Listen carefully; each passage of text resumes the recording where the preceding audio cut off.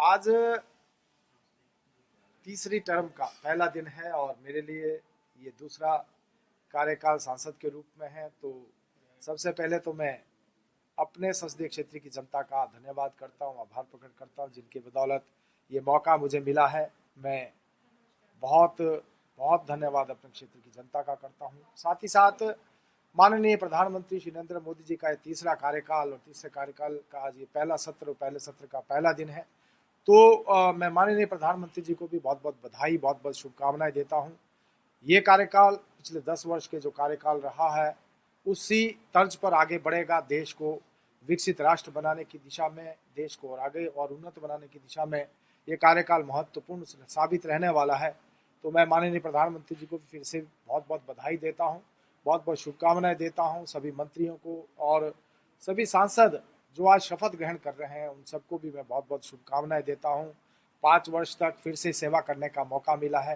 तो पूरी मेहनत के साथ जो है अपने प्रदेश की और अपने संसदीय क्षेत्र की सेवा करें। लेकिन सर विपक्ष जो है, जो यूजीसी की परीक्षा है, नेट की परीक्षा है, नीट की परीक्षा है, उसको लेकर घेरता हुआ नजर आ रहा है, उस पर क्या कहें? देखिए, जिस प्रकार से जो भी मामला रहा है उसके ऊपर सरकार ने त्वरित कार्रवाई की है और उसका संज्ञान लेते हुए, और जिस प्रकार से इस नीट की परीक्षा की जहाँ तक बात है, निश्चित रूप से कड़े कदम उठाए जा रहे हैं। और सरकार ने और शिक्षा मंत्री श्री धर्मेंद्र प्रधान जी ने तो एकदम से कार्रवाई करते हुए जो है काम किया है। निश्चित रूप से आने वाले समय में सरकार पूर्ण रूप से जिस प्रकार के कड़े कदम उठाए गए हैं और सजा का भी प्रावधान किया गया है, तो इस प्रकार की धांधली ना हो, इस प्रकार का जो है ऐसी समस्याएं ना आए, तो सरकार जो है सचेत होकर काम कर रही है। हिमाचल में विधान उपचुनाव भी होने हैं 3 सीट पर, कैसे देख रहे हैं?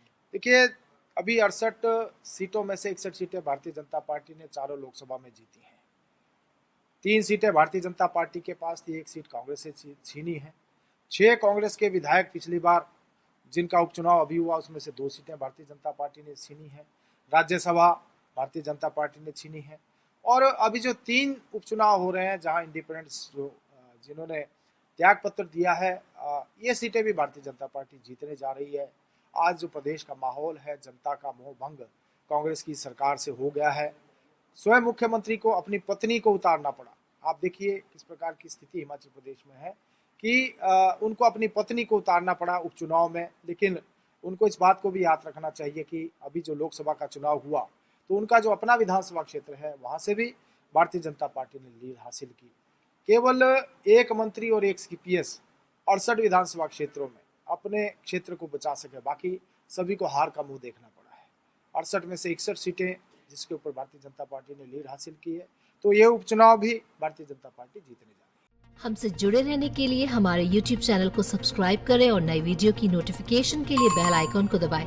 अगर आप ये वीडियो Facebook पर देख रहे हैं तो लाइक जरूर करें और ज्यादा से ज्यादा शेयर करें। इसी तरह के और भी अपडेट्स के लिए फॉलो करें हमारा Instagram पेज himachal.ke।